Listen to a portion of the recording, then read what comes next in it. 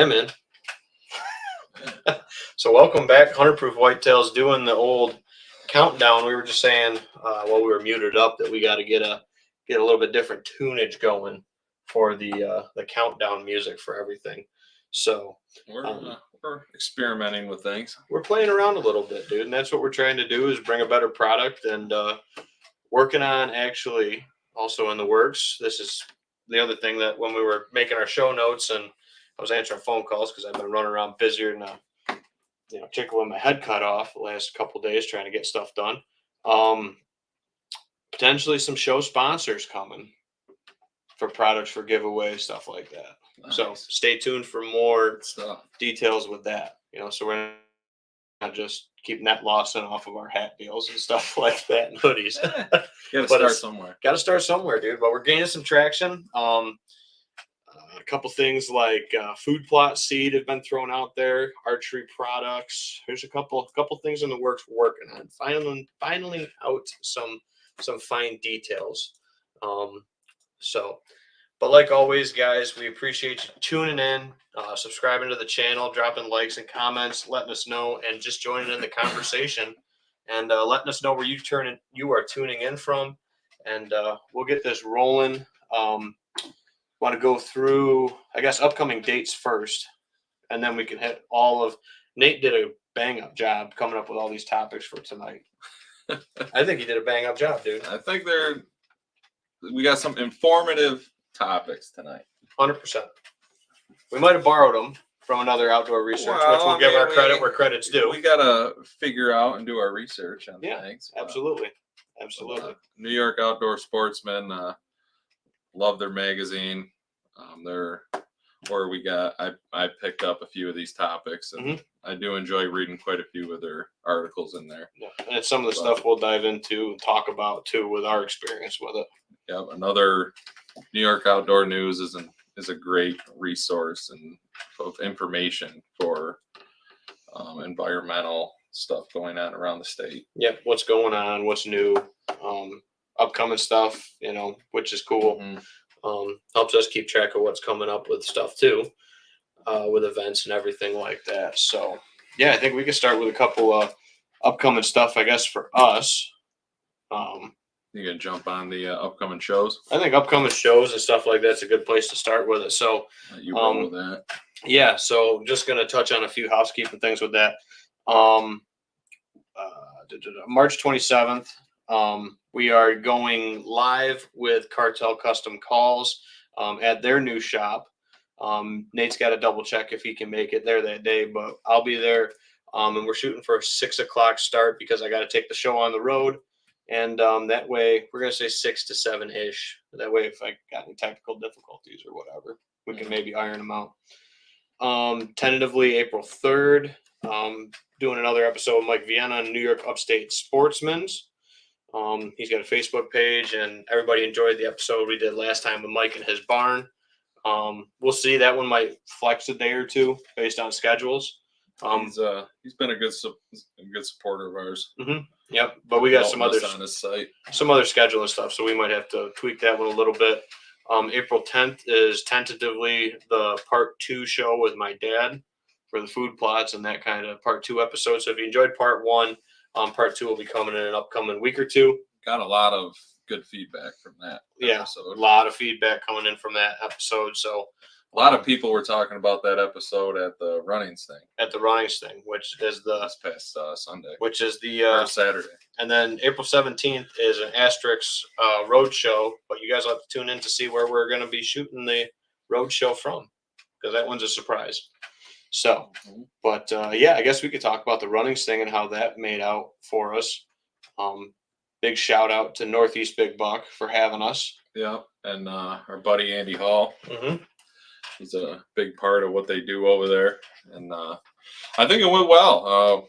It was fun hanging out all day, talking to people about hunting, fishing, talking to people about their trophies they brought in for the Northeast Big Buck Club to score. Yep. It was fun to hear their stories about their hunt and everything. And I got to see a few of the deer show up to get scored that I was chasing this year. I think 1 or 2 maybe showed up to get scored that you were chasing In last previous year, years, yeah. in previous years. Yeah. It was fun to see him and actually be able to put your hands on him and talk to the guys.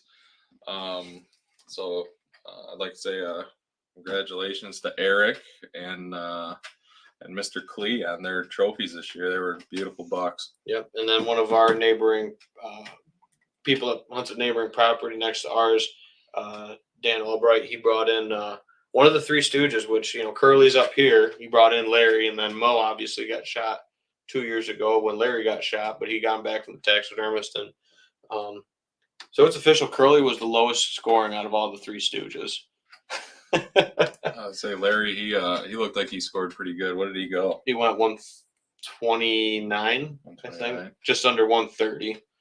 See, I figured he would have went better than inside kicker. Yeah, I don't know. He went 130 or maybe 131. He was also a unique buck because I believe he had a double patch, throat patch. He had a double throat patch, which was really cool, which you couldn't tell from the trail cam pictures. It was kind of a faint one. It wasn't a real pronounced one, but it was really cool that you could see that. What was his name, the guy that shot him? Dan. Dan, yeah. He came over and he was talking to me, and we were talking about that buck. And he said, yeah, did you notice the double throat patch? I had to go over and check it out. But that was pretty cool. You don't see that all the time. No. And we were looking at him. I don't have any bucks that I've killed with a double throat patch. Can't say that I really look for it all the time either. We do have I know we have a doe that survived another season with a double throat patch.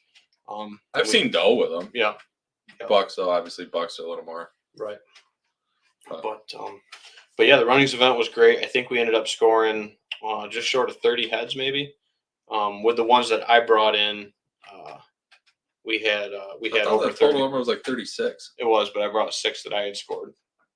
Oh, I see. Yeah. When you scored previously, you just I brought them in to give the paperwork in. Yeah. So everybody that had me score their deer this year, Tyler, who came down during my bachelor party, we scored his buck. Jesse's buck. Jesse entered his first buck. He's got a couple other ones that would go. Go Fista. He's in the book. A 12-pointer. I don't have a 12-pointer in the book. No, you don't? I do. Oh yeah, yours is a 12, isn't it? Mm-hmm. Yeah. I'm still chasing that elusive 12-point. Mm-hmm. What can I say? But yeah, Brittany's buck went in. Which Britt buck scored a little lower than I thought it would, judging by what I saw. He was tight. He was tight, and his beams were pretty short. It hurt his score. Yeah, he was only. I think I want to say he was only like 13 inches inside. Oh, really? Really tight, dude. Really tight rack. Still a beautiful deer. Oh yeah, dude. No doubt. Yeah, and then Joe had a buddy of his come out. I forget the gentleman's name right off. We scored one for him. Beautiful, kind of funky buck with a lot of character and trash. Really cool buck to score.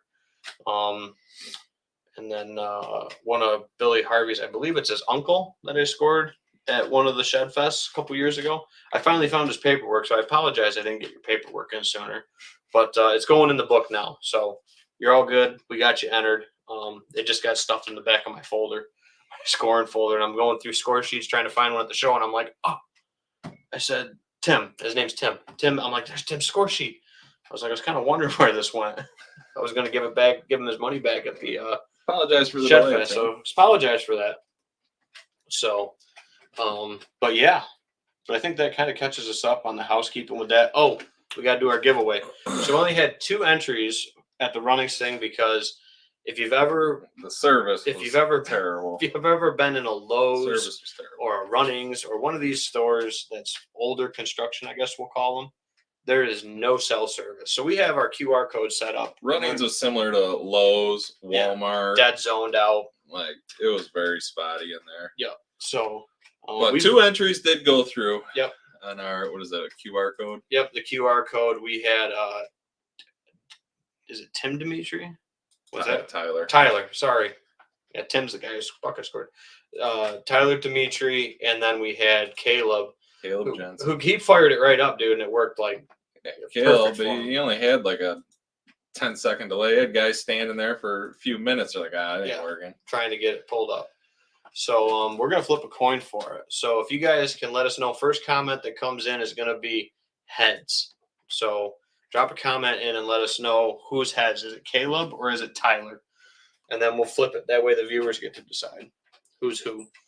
Yep. I think that's fair. And then also tonight, if you come in to say hi, we are giving away a hat and some stickers and we're going to spin the wheel at the end of the episode to see who gets the beanie cap, the logo on it, and a few stickers. So just message us on the episode live saying hi, and your name will be put in at the end of the show. Drop a comment in to win a hat, man. There you go.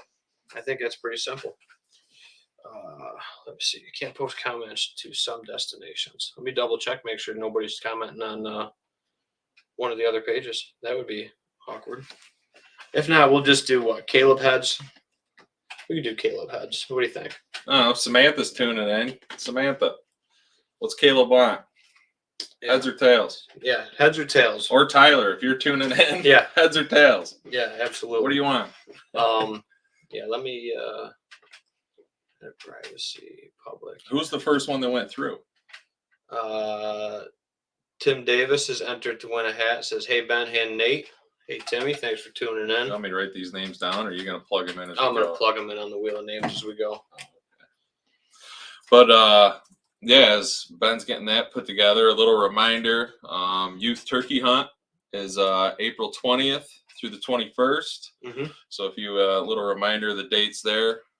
If you got some kiddos you plan on bringing out, and you guys, hopefully you guys are lucky enough to harvest a bird. Yeah, I would love to, take a kid out or whatever. Maybe next year we can plan a giveaway hunt or something. We got to talk about it and work on it. There we go. I just got it. I just figured it out. Heads for Caleb.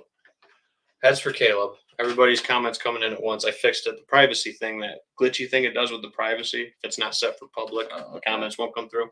So heads for Caleb, tails for Tyler. And that's for a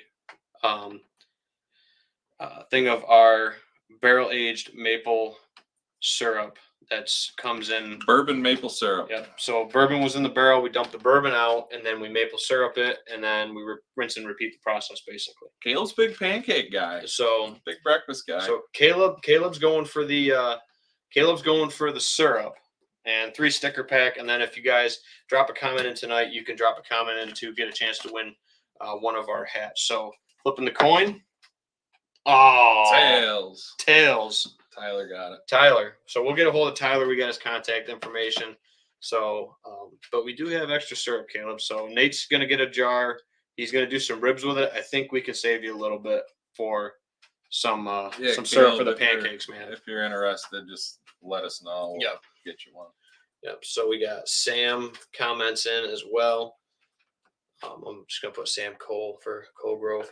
Dan Festa comments in, says, hey, gentlemen. Dan, what's up, Dan. man? Actually, Dan was Dan, one. the man. His name was thrown out there as he should be brought on as a guest. He should. One of one of these episodes. Yeah, someone that knew Dan was at Runnings and brought him up. I can't remember who it was right off. Somebody that Jesse was there. It was somebody that Jesse wrestled with, I want to say. Was his name Tim? I think his name might have been Tim. It might have been. He had a Pale Mac wrestling sweatshirt on. Yeah. But he was talking to Jesse a bunch. Yeah. Yeah, Jesse was recognized. You said you got recognized walking to the bathroom. Mm-hmm. Famous in a small town, must be. So yeah. So sorry, Caleb. No dice on the syrup for you, but like I said, we'll be making more. And we got that syrup from McHugh Maple up in, I believe they're Fairport is where they are. Mm-hmm. Small little family sugar bush. I mean, really small. They were gracious enough to split the syrup with us if they donated it. They get half the syrup back, and then they get some of the maple finished whiskey that comes out of the barrel too. So, actually getting ready to pull batch 2 any day now, which has been aging a little bit longer than expected because Nora came and made her appearance, and I'm just remembering that I got syrup aging in a barrel right now. So this is going to be aged a little bit longer. So we'll see if it's too tanniny or maybe it's going to be better, and we got to let it go a month in between batches. So we'll see. But yeah. Another heads up, the New York brush burn ban is going on right now. That started March 16th and will be going through May 14th. Unless they extend it, which usually they do. Which, yeah, they might extend it. So if you have plans on burning some brush or anything of that sort, maybe you should think about it, maybe reconsider or check with your local fire department. Yeah. Before you go do something of that nature. I believe, and don't quote me on this, but I believe like contained pit fires or whatever you want to call them, like campfires, small campfire, contained fires are still allowed during the burn ban. They got like the spark cage over Yeah, the spark cage and all that good stuff. Like those, and just be smart, guys. You know what I mean? Yeah. Make sure you're aware of your wind direction and all of that. So, phone. I gotta turn my phone on silent.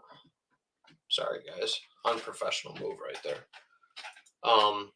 But yeah, Tom Swart comments in, said, "Good evening, guys. Good evening, Tom." I saw he just actually, he kind of came on. Is he in leagues this year? No, Tom. He's from out Syracuse way. Oh, right. I'm thinking of a different sport. Yeah. So he's part of the Syracuse Bourbon Group. So I met him through the Old Tin Cup page and the podcast, and then actually we came down, swapped some samples and stuff like that, and hung out a little bit. And I saw he had a pretty good haul of a few nice bourbons today, which congratulations on that. And he's a volunteer firefighter, or it might not be volunteer, it might be paid, I'm not sure, but I know he's a firefighter. And he comments in and says 4x4 is the max size for a campfire under the ban. So 4 foot by 4 foot. So if anybody was wondering, thank you, Tom. There's your information. So thank you, Tom. Absolutely. I did not know that. Sam says that they extend it. How long do they extend it for? We have quite a pile building up. That depends on how dry it is and the burn conditions, usually. Yeah. So that's as of now, with things being pretty wet, the snow and all of that. I mean, you could always just call it the local fire department and kind of feel them out on what they think, if it's something you really got to get rid of right now. Yep. Or you could wait. We could get the kiddos together later on after the burn ban, and we have a bonfire at your house, Samantha. That's also a good possibility. Tom comments back, says, "Nate, you're thinking of my dad in leagues." Yes. Yep. Yes. So his dad's local, and Tom has since moved to more Syracuse way. Yeah. Yep. Now it's coming back to me. He's over Oaks Corners way, I think, is where his dad is and where he's from. So just down the road, not far at all for us. Good. From us. So good. Well, thanks for tuning in, Tom, and thanks for your input there on the fire ban. And Sam says, "Heck yeah, sounds good." Yeah, she's over here trying to win Caleb some syrup and stuff like that when he's napping between shifts. Caleb could probably just come grab some syrup. Yeah, I can hook him up with some syrup. It's cool to win it, but Caleb and Sam, if you guys really just want some syrup, we just hook you up. We can hook you up. For sure with it. What else we got on that list right off? Kind of wanted to go over how it's kind of a good idea, seeing everyone's out looking for those dropped antlers. If you're going out with a bunch of guys or a couple friends, it's always good to set up some ground rules, especially if you're shed hunting someone's hunting permission piece, somebody's personal land, whether you're all going out on private land or public land, some state property. Set some ground rules so there isn't a tussle at the end about who gets to keep what on that thing. Right. That's fair. Especially if you're the landowner and you invite some friends out, and if an individual picks up a deer's shed that you've been chasing and they want to keep it because they found it and you want it and because it's on your property and you have history with the deer, it can be a whole thing. Right. So what's I guess your rule? As a general rule, for me, honestly, with my permission pieces, if you find it, you can have it. I guess unless it's a buck that I've had my eyes on for a couple years and I'm still chasing. But if it's a buck that I know isn't around or it's a small shed, I mean, I just let the person have it. I don't really keep a whole lot of that. What about you? So our rule has always kind of been, and that's why I'm very upfront and open with the guys that come out with them, is the shed stays with the farm, for the most part. There are ones that I've bartered, traded, or I've given ones to, like, if people have like kids and stuff that come out. The only reason I haven't given O his shed is because I want to kill that deer, and if I kill him, O can still have it.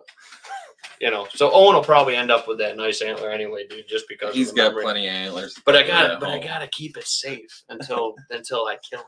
Well, if you kill him, you want to have that history with him. You want to have that shed with that deer. Yeah. I only have one shed from a bow buck that I killed 3 years ago.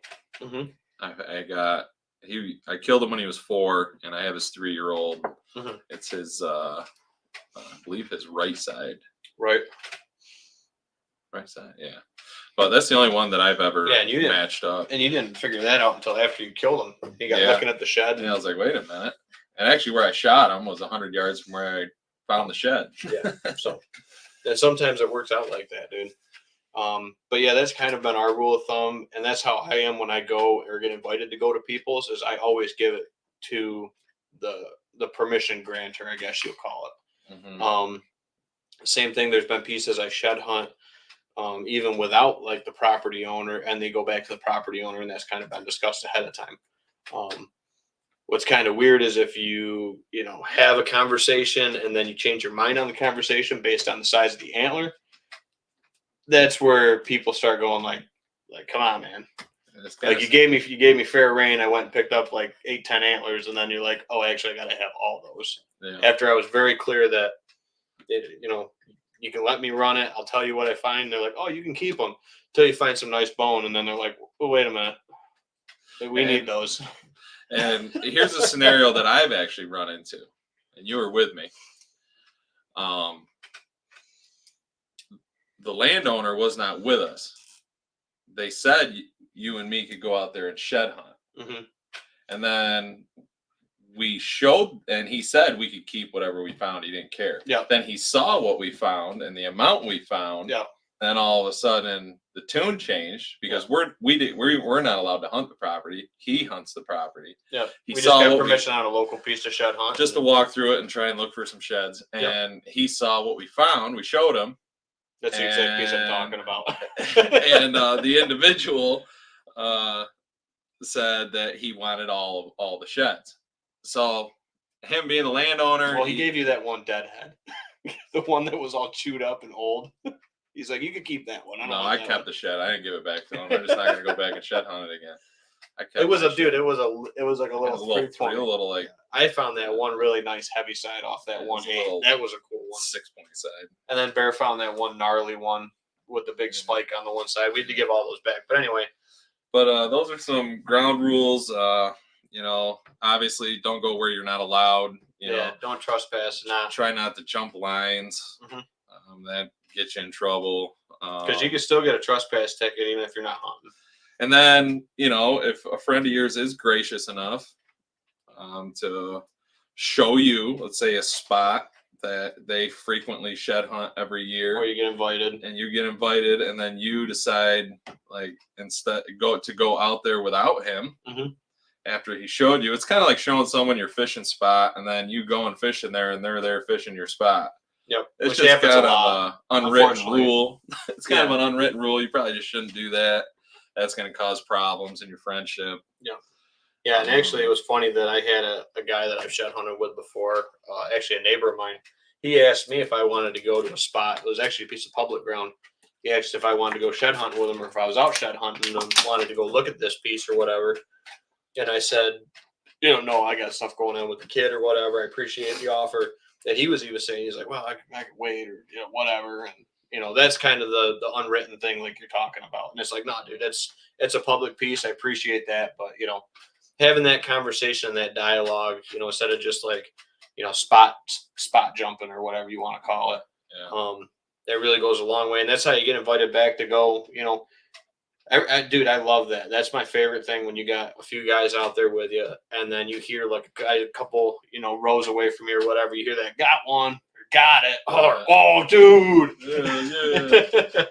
I got a big freaking side, or look at this old thing, or whatever the heck it is, dude. And those are awesome memories. You can't make those up. Yeah. So bottom line is, work together, be fair, be communicative with each other, and you just have a good time with it. Mm-hmm.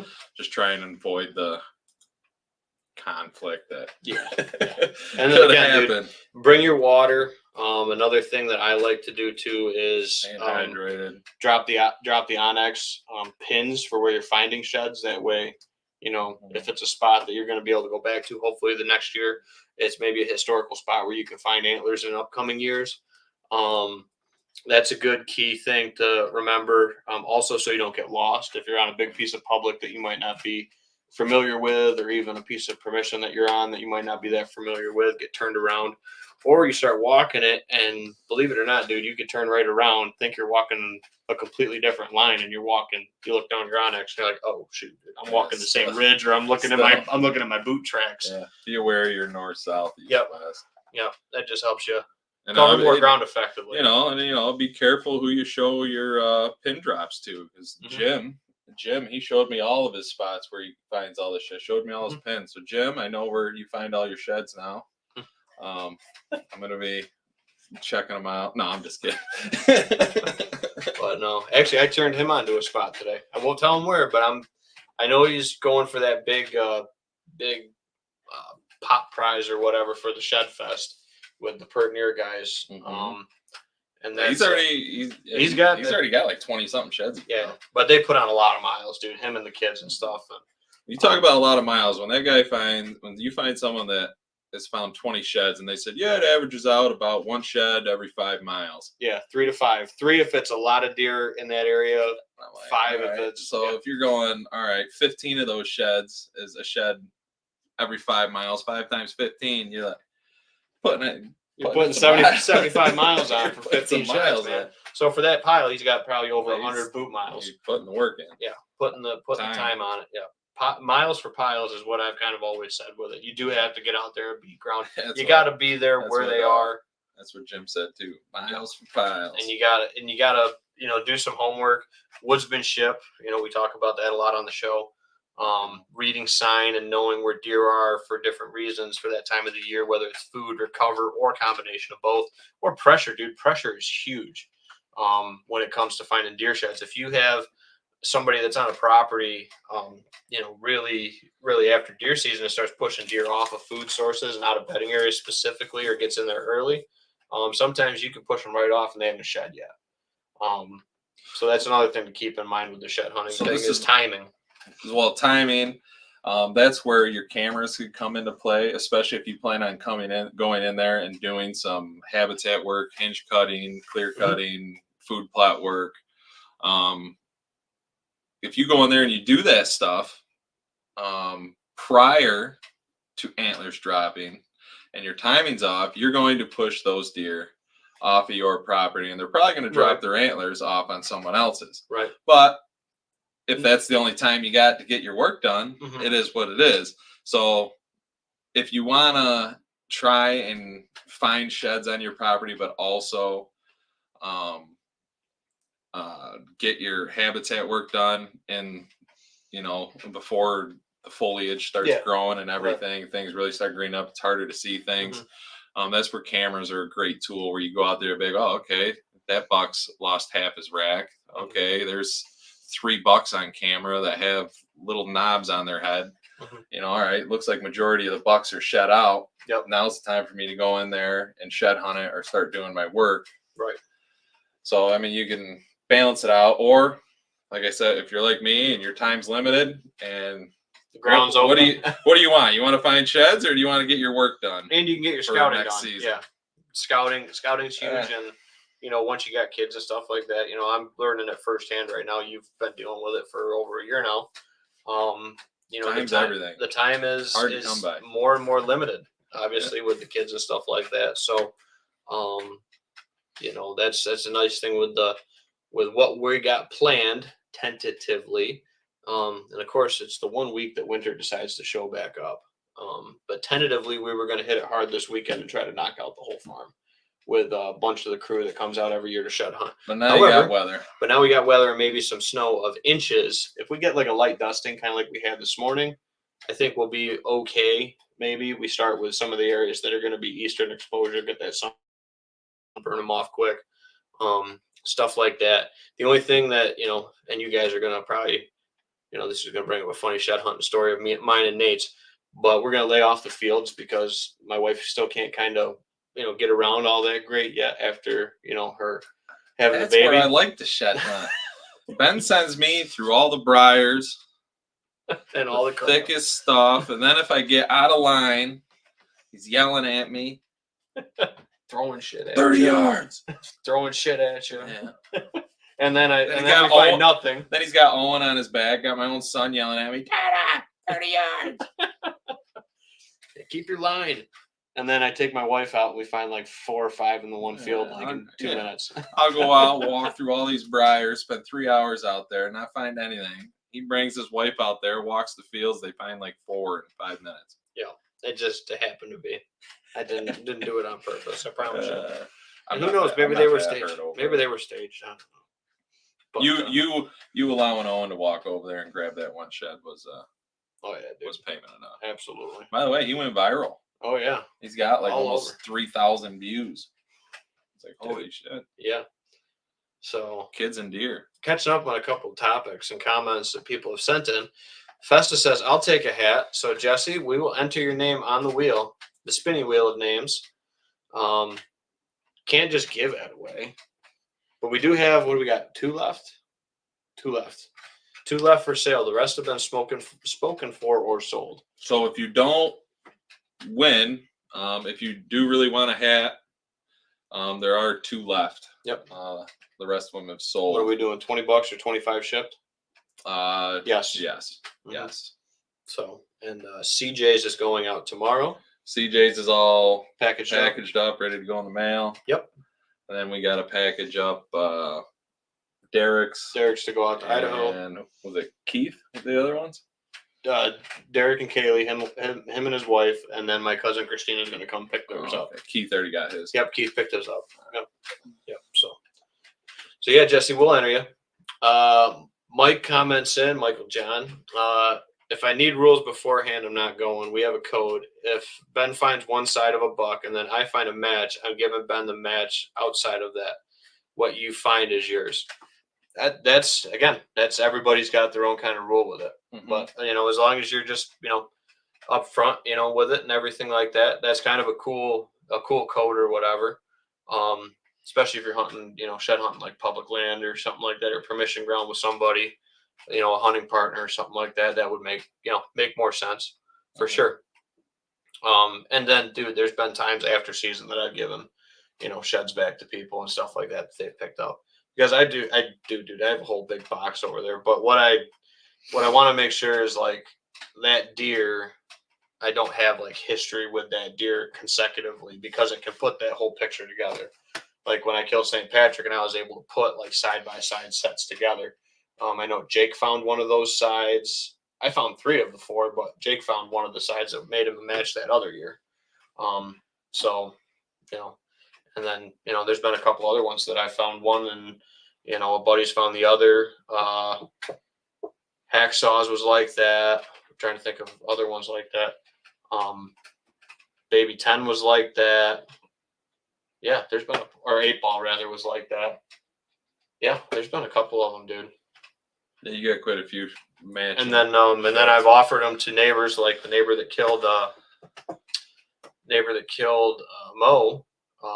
He said he didn't have a need for him, so I still have Mo's sheds from the years before. He just said he didn't have a need for him, but I offered that to the neighbor that had shot that deer. Mm-hmm. So that's kind of a courtesy that I've given out to is, send them over to folks that killed the deer because then that's part of their story, mm-hmm. With that animal, which is cool. Is that Bo? Yeah, so I'm gonna put John's. Bo's back. Mike John. Of course, I haven't been on in a month. I haven't. I'm just gonna put Mike John for the.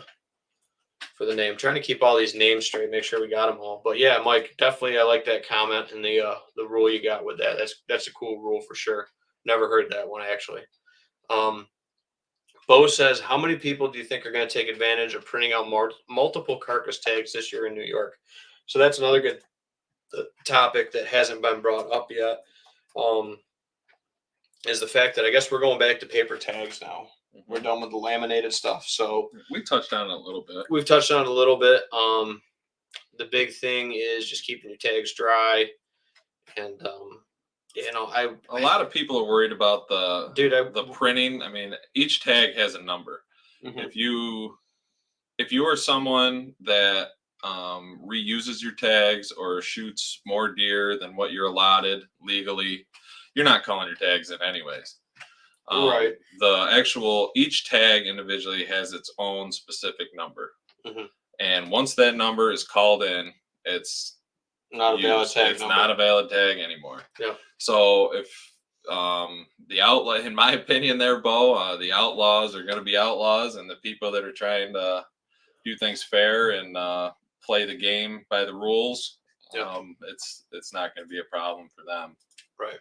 So you can print off 10 copies of one tag if you want. Yeah. It all has the same number on it. Yeah, that's true. That's a good point. I mean, the DEC never comes to my house, and every deer I shot checks the tag to see if I reuse it. Mm-hmm. You know what I mean? Right. You got to call it in, and you got to report your tags and stuff like that. What do you want to call it? Not self-discipline, but self-regulate and stuff. Yeah. I mean, if hold yourself accountable. Yeah. To do it the right way. And like we always say, dude, if you're not winning playing by the rules, what the heck's the point of playing the game? You're not really winning. Yeah. If you got to cheat to win, I mean, you got to cheat to win, or you got to be successful. You're just cheating yourself, dude. Yeah. And then if you got to shoot $3 to $5 a year, then you're honestly just hurting yourself and hurting your property for the following season. I mean, you're just hurting yourself, and it's not fair to your neighbors. It's not fair to the hunting community around you. But yeah, that's my take on that. I don't know if Ben's got any more. Yeah, I mean, it is like Bo says, just makes it way too easy to be an outlaw. Unfortunately, with New York, with our trespassing penalties and our poaching penalties and stuff like that, it is so hard, dude, to hold these people actually not self-accountable, but then accountable in the eyes of the law, because there is just not the prosecution level, dude, that there should be for some of these offenses. And then, they say, well, they lost their license, or like that poaching case that was talked about in the New York Outdoor News and stuff like that, where they were going in dressing up like, photographers and going into these urban areas and shooting well-known and well-documented deer.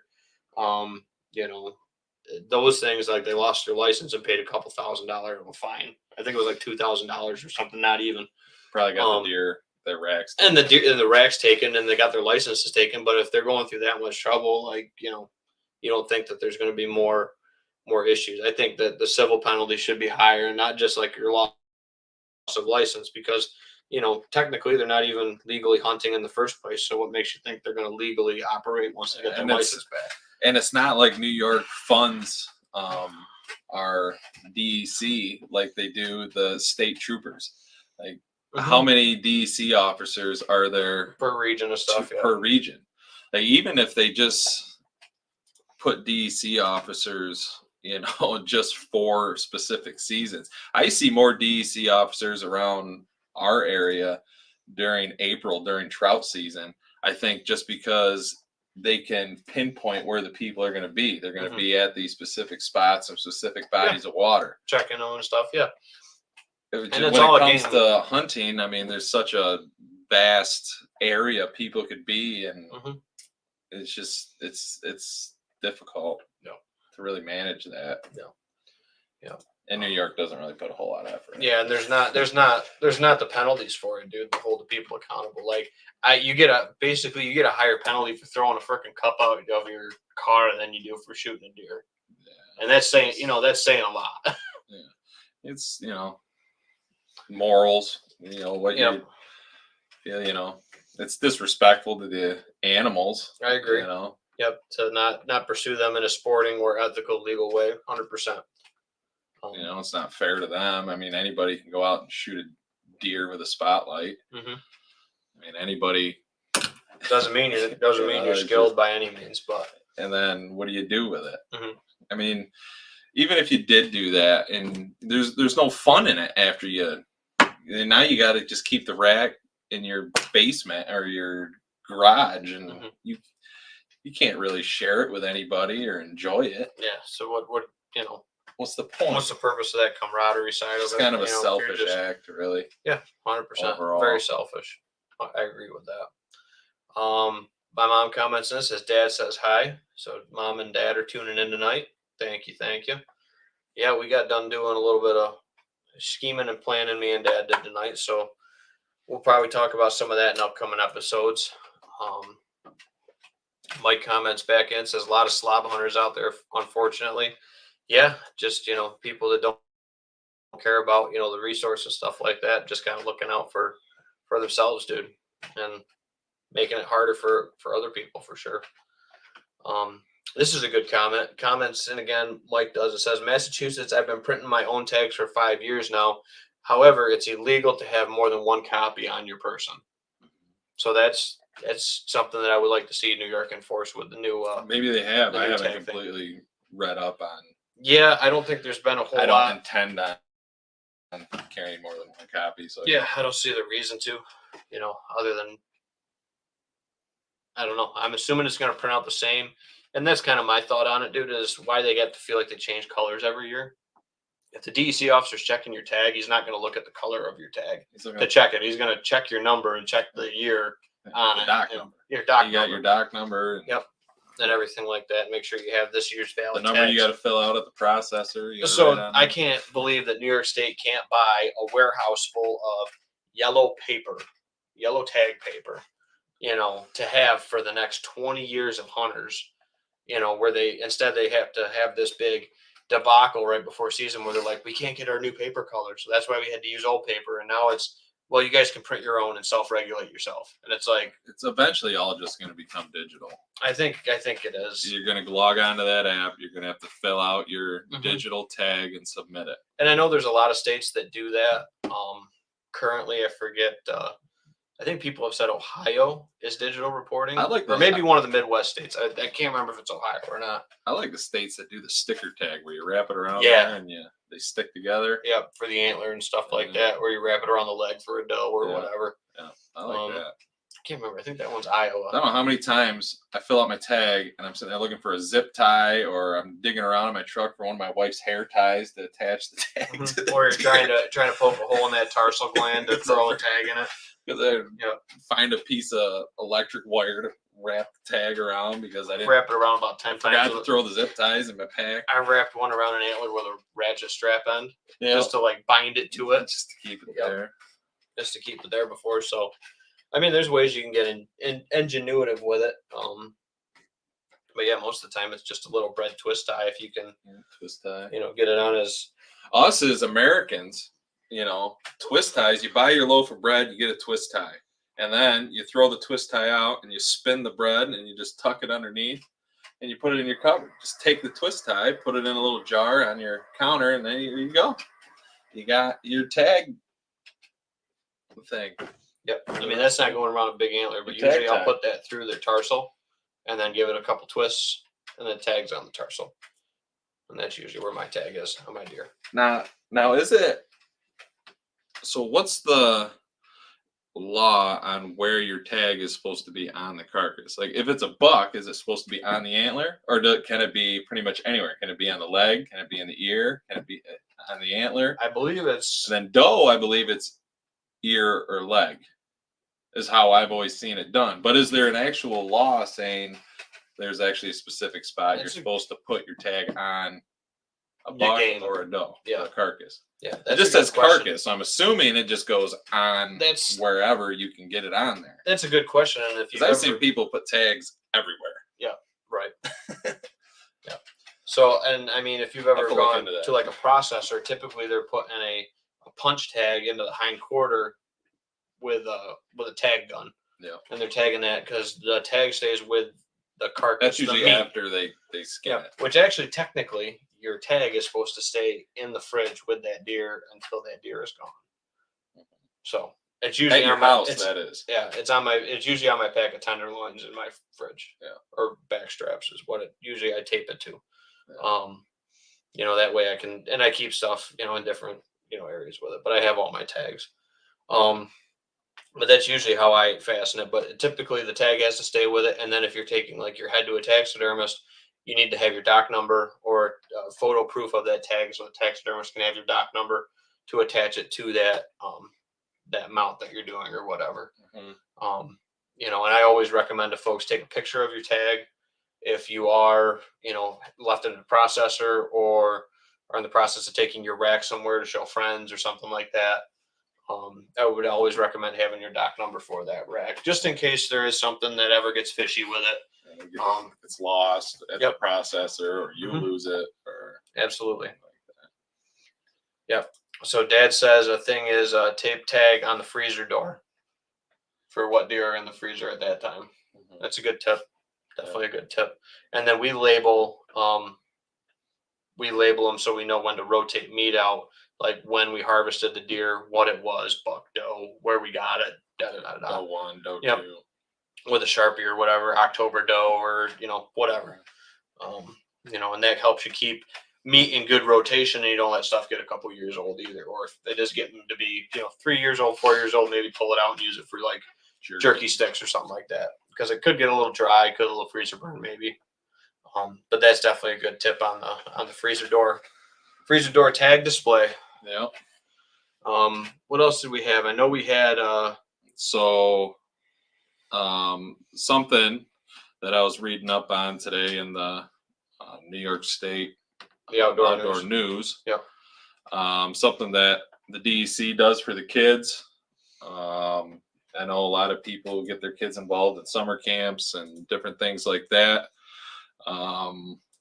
So I'm just gonna read a little bit out of the article here about that. Mm-hmm. The New York State Department of Environmental Conservation reminds potential young campers and their families that online registration for agencies for 2024 summer camp programs will open Sunday, March 24th at 1 p.m. Parents and guardians can register youth for a week of camp and manage their account through the DEC Summer Camps webpage. Now in its 77th year, the DEC Summer Camps program offers week-long adventures in conservation education for children ages 11 to 17. Mm-hmm. At press time, DEC was planning to open 2 of the 4 camps this summer. There's one in Rushford. In Canandaigua, Allegheny County will offer 3 weeks of programming for children ages 14 to 17, including an outdoor adventure week and 4 weeks for 11 to 13-year-olds. Camp Pack Forest in Warrenburg, Warren County, will host children ages 11 to 13 for 3 weeks and 14 to 17 years old for 4 weeks, with 1 outdoor adventure week. DEC may open registrations for Camp DeBruce and Camp Colby at a later date if additional staff becomes available this spring.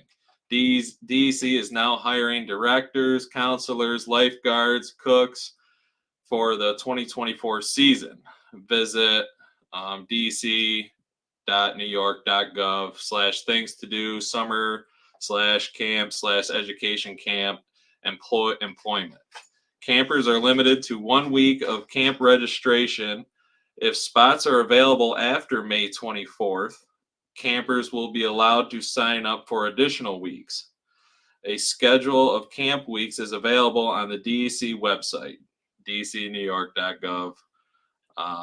Things to do, summer camps, weeks, and availability. Yeah. So March 24th, if you're looking to get your kids a little more involved with the environmental side of things and sounds like it would definitely sounds like something I would look into maybe sending Owen to one day. Yeah. These outdoor adventure week, that sounds like a good time, but I thought it was pretty cool. It's something I wasn't really fully aware of. I knew they did little camps, but I didn't really know it was to this extent. But that was something I wanted to share with you guys. I thought it was kind of cool for anybody who's got some kids ages 11 to 17. Absolutely.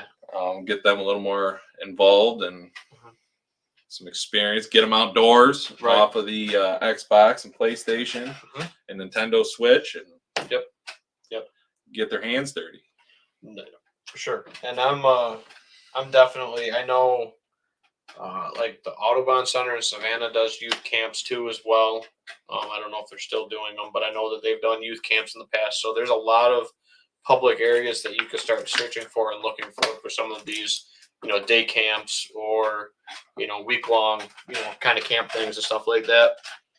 And we've always enjoyed doing youth hunts. We've done youth deer hunts at the farm, and we're always open to that, with, youth hunters. And I've guided on some youth turkey hunts through some of the local DEC regions. There's a lot of people that have offered up their property to take youth out on those properties for, pursuing turkeys and stuff like that. Had some phenomenal hunts, with some kids, some swings and misses, but also some successful ones over the years too. And then we've had a lot of successful deer hunts at our property for youth hunters. So that's something that we look forward to doing when we're given the opportunity to, or we know a youth that's, looking for an opportunity to maybe harvest their first animal. We love doing that. Me and Dad especially. He's been in the blind before with kids. I've been in the blind before with youth. So yeah, it's definitely something that if you've never been there, or even with a first time hunter, we've taken first time hunters out and stuff like that as well. We definitely enjoy doing that side of it. So, but don't send me a thing that's like, I'm Carlos, I am 12, and you're like a 50-year-old guy. Again, I'm all for also trying to help new hunters and stuff like that to have the opportunity to harvest their first deer, or if they have any questions with it. We're not just trying to give like the deep dive impact question answers for these topics. A lot of times we like to give out the stuff for, the JQ guy that's just getting into it or doesn't, have that much experience with it, or, some of the basic stuff that kind of might get overlooked even by the most experienced hunter. When we talk about the woodsmanship dives into some of these comments and topics and stuff like that, it's really critical, and it helps you be more successful consistently and in the long run. You never know who you might learn something from. Yeah, and I tell that to people when I'm out consulting all the time, is every property you kind of learn something different or see something in a little bit different light, which is really cool about, getting to go on properties all over the state and all over the Northeast with doing the consulting and the real estate and stuff like that. It's really, really cool opportunities. Hold on. Yeah. I just got a message from my dad, and it says my son is watching us right now. So, you better be being good for Mop and Poppy. Yeah. Hey, buddy. Hope he's behaving. And Grandpa. Go throw something at Grandpa. There's probably not enough deer around for him to be deering it up. Usually when he comes down here, he's like, he's got a dinosaur truck over there with a bunch of dinosaurs. Oh, there you in the go. Back of the truck, he put all the dinosaurs in his cage. And there you go. He likes playing with it.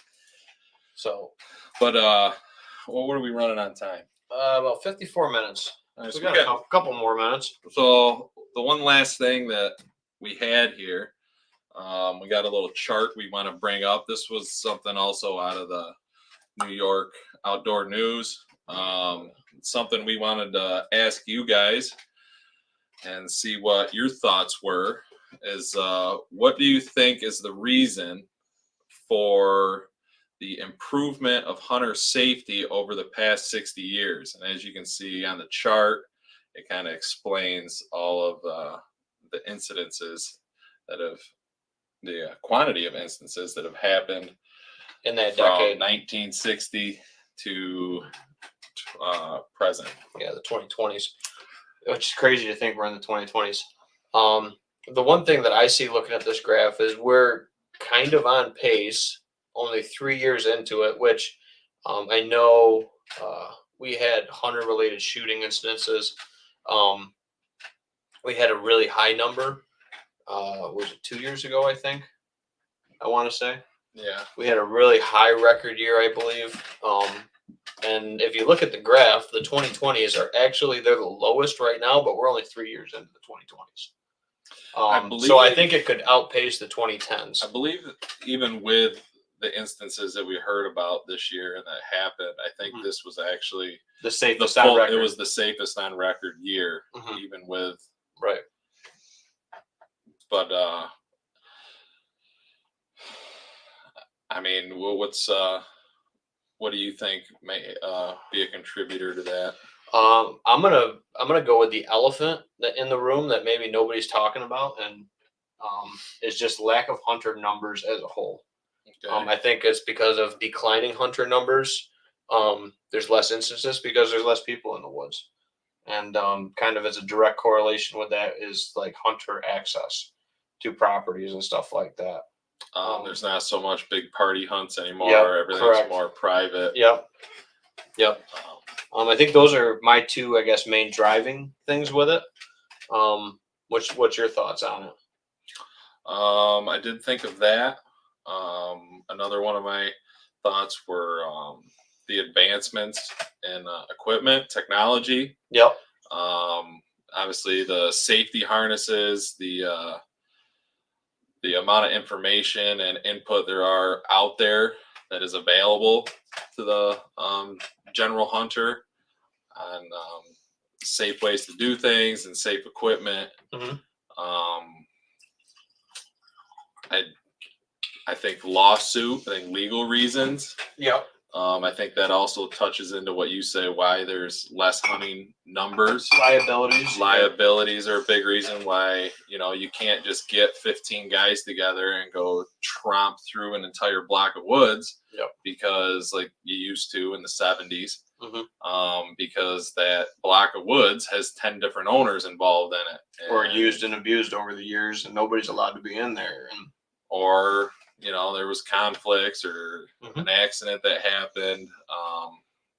I think, and then, being able to communicate with others with the cell phones and everything, kind of knowing where people are at. Even walking, even if you are doing drives, walkie talkies, you're like, hey, give me a yell just so I kind of know where you're at. Yep. You can kind of, I don't know. That really was breaking on the scene in the 80s and 90s. I think the walkie-talkies, which saw basically pretty much the biggest drop in hunter-related shooting incidences. Is if you look at it, it's trending in a downward thing as a huge thing. And I think more recently, more hunters wearing orange and the increased knowledge of the hunters wearing orange.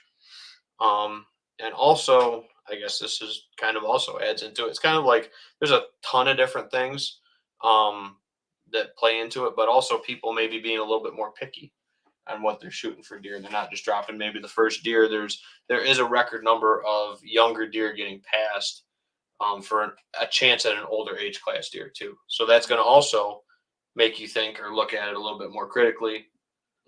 Antler restrictions. I mean, there's a lot of things I think that play into it, but if you could pick one, what do you think is the most, I guess not to blame, because we don't want to blame, but what's the biggest reason why biggest contributor? Yeah, the biggest contributor to these numbers being as low as they've ever been. Me personally, I honestly think it's the people being very strict about people hunting their land. I think it's the land liability access thing. I think it's the land access thing.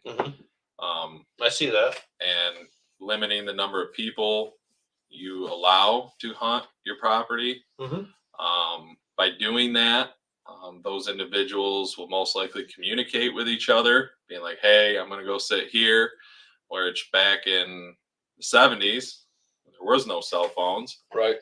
Joe Schmo could be sitting 100 yards from you and you don't even know it. Right. No orange, no nothing. No, nothing. Like I think that's a big part of it.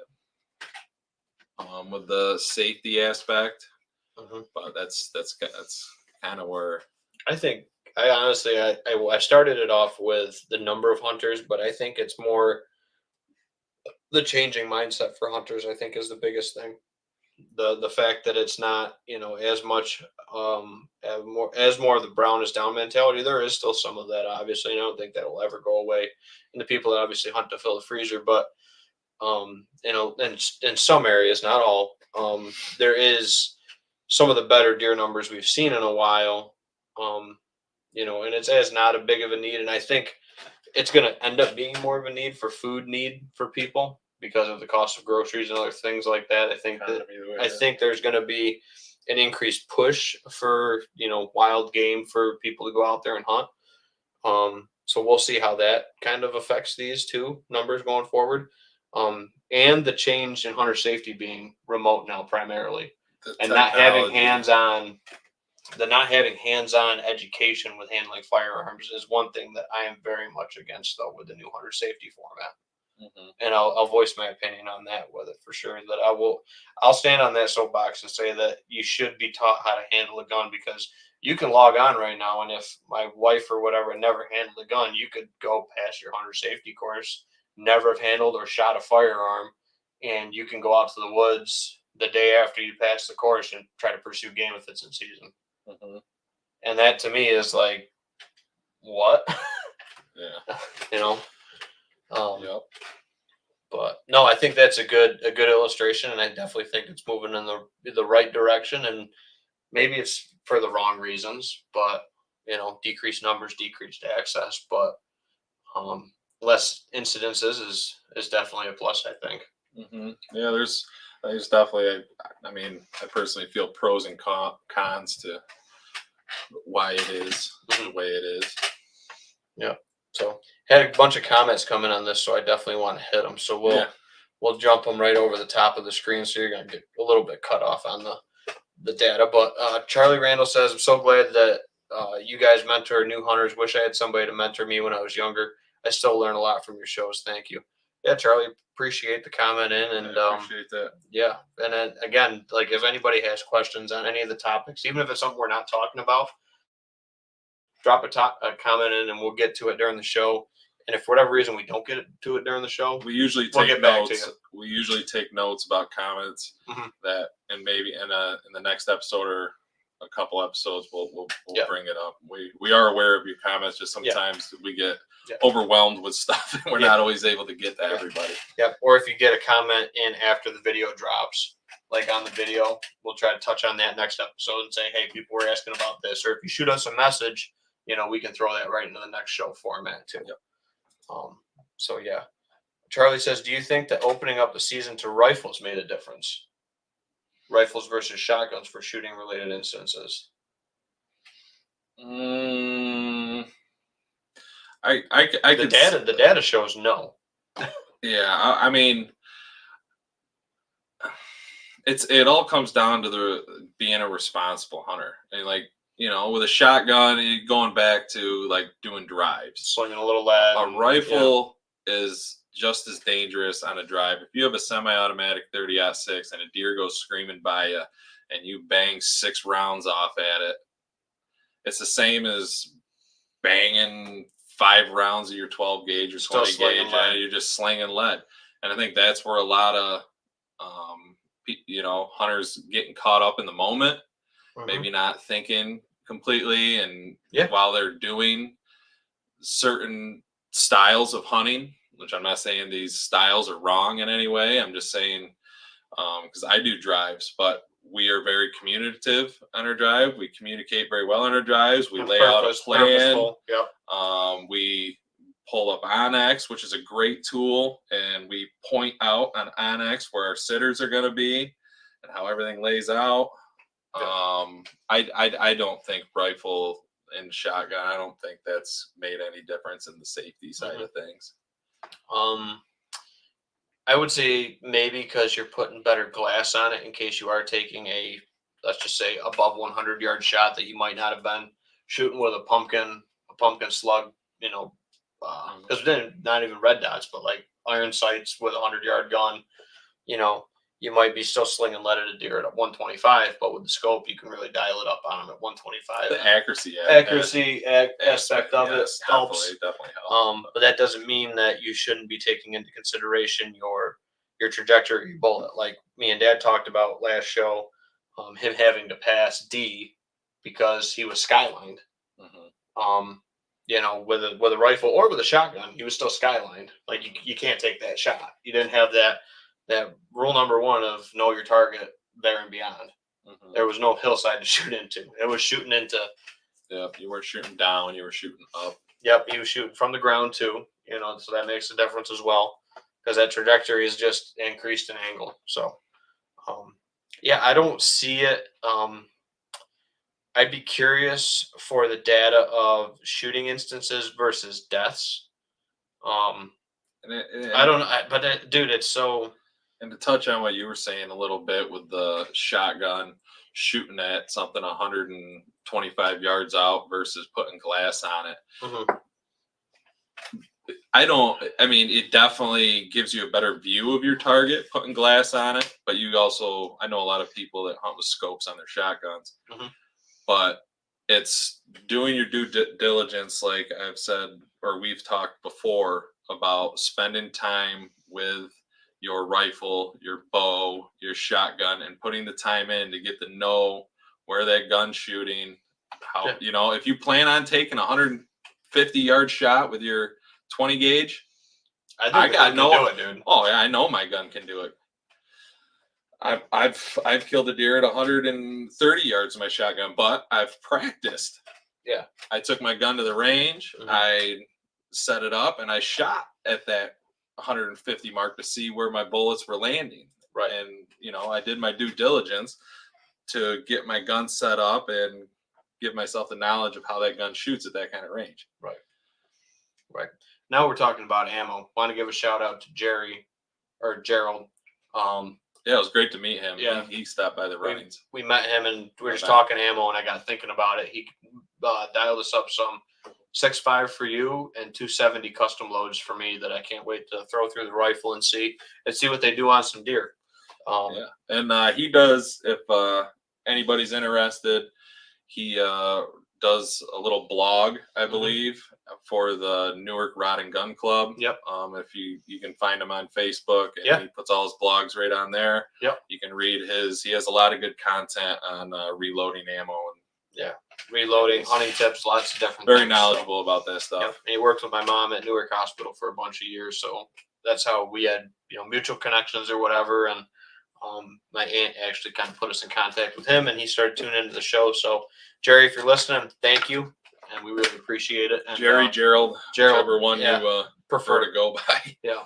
So, and it was great to meet you, and glad we could get you a hat and some stickers, and give you some love and support back. Yeah.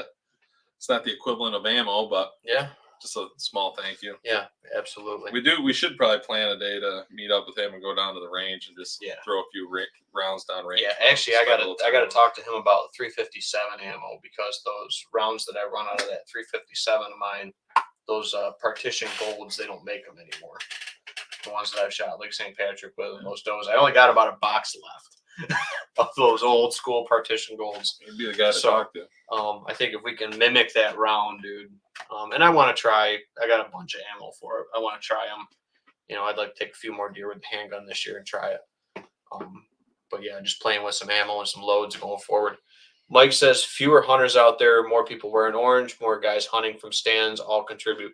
Stand hunting, that's another good point. You're shooting down a lot more. You're not shooting as flat or angle trajectory. That's another good point, Mike. 100%. Bo says, or less deer to shoot at? Question mark. I don't think so. Maybe. Well, in different areas. I didn't grow up in the 70s and 80s, so I couldn't tell you. I was born in 91. So I've heard from a lot of the people that have hunted, that were big hunters back, I said there's nowhere near the deer population now that there was then. Me in personally, different areas, I sure. have no I have no personal experience with the 70s and 80s. I wish I did. I've heard it from different sides of the coin. I've heard in the southern tier, that 60s, 70s, and 80s heyday, there was a ton of deer down there. There was a lot of more mixed habitat. There was a lot more younger mixed aged forest, better deer habitat than there is now with mature timber. And this is something I talk about with clients and fight with them all the time with, and just have those conversations. As just because you have mature oak woods doesn't mean you're going to hold and have more deer. If you have mixed age woods mixed with oaks, obviously to complement that, you're going to be much better off than just a mature stand of woods, because they need cover. They need woody browse. They need protection from the elements. When the weather gets crappy, this year's not a good example, but outside right now, I heard it's a pretty good example with the snowstorm and stuff like that. Snowstorm, everything's a snowstorm, which was never the case, dude. We used to go to school if there was a foot of freaking snow. Yep. And people back in the day probably said that we went to school if it was 2 foot of snow. We walked uphill both ways and all that stuff.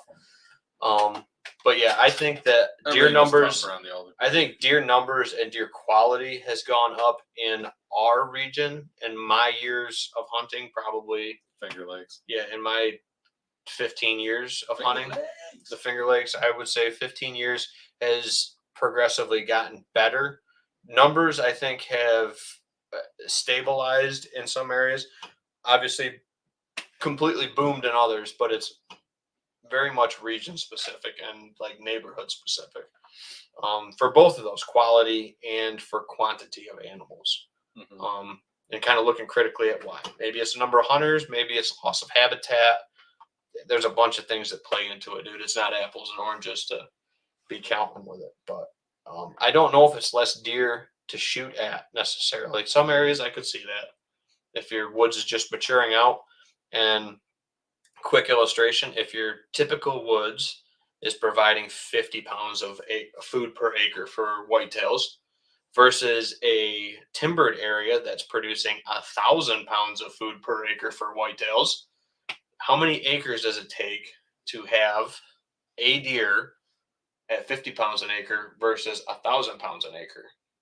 You're looking at completely different numbers. You're looking at 2 acres to support 1 deer for a full year, whereas you're looking at almost 40 acres at 50 pounds an acre to produce the food for 1 deer. I think it's a habitat thing, and let alone like hedgerows get ripped out, housing going in. Well, in the 70s and 80s, you had a lot of those goldenrod fields that are now turned into ag fields. Yep. And those ag fields are only good for whitetails. And you had before they're harvested. After they're harvested, there's a few weeks span that they're actually good for them. Yep. Minus the alfalfa fields. And equipment's so freaking efficient now, dude, that the spillage isn't there. We talk about those pasture grounds getting converted into some of the best bedding areas that we see is old pasture ground. And there was a lot of pasture ground from, like, let's just say the early 1900s, where you're looking in 1920s, 30s, 40s or whatever, farms, getting let go, people going to the city for work and stuff like that, or coming back and, trying to work these areas up. And then you have farms going out of, rotation for grazing or whatever, and the rotation to row crop because it was making more money. And then you have areas getting let go. And then you have more food available, more cover available, and that's increasing deer numbers. And stuff's getting timbered, that whole industrial boom timbered a lot of that southern tier area, mixed habitat. Populations were never better, in some of these areas, which it's declined since. So yeah, Bo, maybe it's less deer to shoot at too. That's another fair point.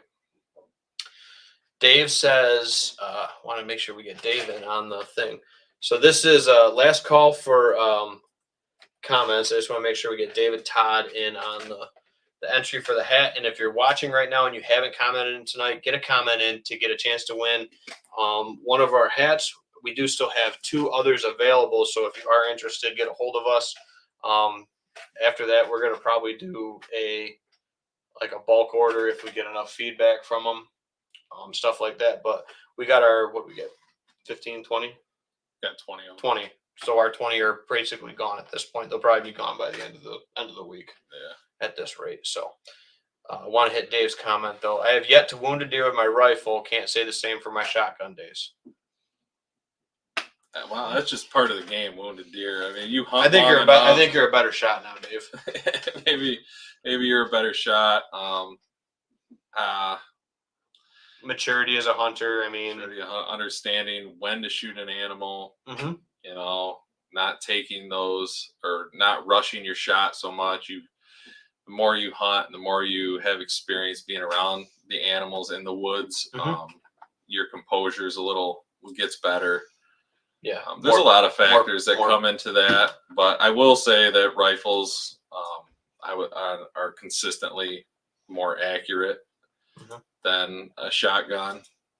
But it still just comes down to knowing your game, knowing when to shoot, your woodsmanship, to know where to set up to be able to put yourself in the best position, knowing your weapon.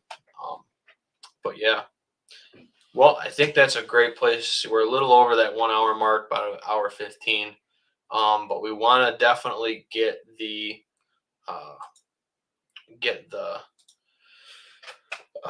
random name drawn for the. Got to pull it up here. Get the random name drawn for. There it is. Look at that. I'm getting so good, dude, at this. Oh, I got to keep it up. Must be. I'm getting good at this. So this is our random spinny wheel. As you can see, the name's going round and round and round. We got everybody that's dropped in a comment. Oh, look at this. Last minute. All right, guys. Okay. All right. I'll be fair. We didn't spin it yet. We'll drop them in. Aaron, what's he got to say? So we got Clayton comments in. It says, how are you deciding bow stands versus rifle stands? This is a good topic, and we can hit it briefly, but I think that's a good one for next week too. I'll make a note of that. Yeah, definitely make a note of that. I like that topic. Bow stands versus gun stands. Gun stands. It all comes down to I typically like to set them up for bow because I like to shoot them with a rifle at 20 yards too, or my handgun now. Yeah, I think the lay of the land and your access are kind of the biggest factors for a bow stand versus a rifle stand. If it's an area you can't get too far into, like a food plot especially, you've talked about this before, setting up on the perimeter edges and getting very, very sniper-esque with your approach to your access. That's how I kill a lot of my deer gun season. Yep. But yeah, I think you definitely have a lot more options with the gun than you do the bow. So I'm with you. I usually set all my stands up. I have certain stands that, because, if I have a history with the property and I have a good idea where the deer are coming from, where they're going to, time of day they'll be out there, blah, blah, blah. I do have a couple stands set up specifically for gun. But pretty much 90% of my stands are set up for a bow. Because with a gun, you have so many other options of how you can hunt an area. Yeah. And I mean, I've talked about this with people before. The furthest buck that I've shot with a weapon was George, and I think it was like 120 yards, and I wasn't expecting that shot. The rest of them have been sub 60. I haven't shot a deer over 60, a buck over 60 yards. Trying to get some does harvested, I've shot them over 60 yards, but also depends on time of year, spot, location. But mostly access, I guess, decides a bow stand versus a gun stand. I think most of the time, and setting them up for, if you don't want to push too far toward that movement, or you got like a crosswind situation, especially, where you got kind of a channeled spot that you might not be able to get into bow distance for, but you can cover it. I know we looked at a couple spots on yours that are really nice shotgun spots, 50, 60 yard crusher spots. On a couple of your pieces that we look at and we're like, man, we'd like to be closer, but like the wind or like coming up, you expose yourself to this area. There's just some spots that just lay out to be a gun spot versus a bow spot. It's just the way it is. Yeah, there's a spot on one of mine. I would love to get a stand in there, but the way the timber lines up and the way the hillside is, trying to access it and everything else, I feel like I would just do more damage by actually putting a stand there and trying to hunt it than I would, then it'd be better just to wait and just sit off of it and hunt them from a farther distance with a gun in that spot. And not blow the property up. We're gonna dive into this comment. I like this comment a lot next week, or in a future episode. I mean, obviously we got the cartel guys next week, but hopefully you can swing out for that one. But that's a good one, and maybe get their take on it. Bow stands versus rifle stands. Even though I'm sure they're just gonna be talking about rope and calls and stuff. But we'll get into some deer hunting because those guys kill some nice deer too. So yeah, Tyler got a great one with the muzzleloader, I believe. Tyler's killed some nice deer. Trent's killed some really nice deer too. So, yeah, we'll see how many guys are there in the cartel shop that night, swinging by for the live. Aaron comments in. Aaron's the last comment. We're capping it right now. These are the last entries. Clayton and Aaron are the last comments for the night for the entries for the hat. Do you think that New York will ever do an old school flintlock hunting season after the late season holiday hunt? So another extension to the holiday season? I don't think so. I vote no, it won't happen. Not saying I don't want to see it. I'm just saying idea. It's a cool idea. I know Pennsylvania does it. They do a primitive season, like a primitive, like it's flintlock. Yeah. But I'm pretty sure that even during the muzzleloader season, you can only hunt flintlock in Pennsylvania. I don't think you're allowed to use inline. I could be wrong. I don't. We say this a lot. We don't hunt other states. We've just hunted New York primarily. Yeah.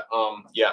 So love the I would with Ohio and Pennsylvania. Yeah. And then I got a potential to get into some other states here going forward too. So maybe dip my toes in a little water of going to different states. I mean, I went to Idaho last year. It wasn't hunting, but I was along for the hunt. And just looking at different ways that the cultures are out there in the different areas and regions.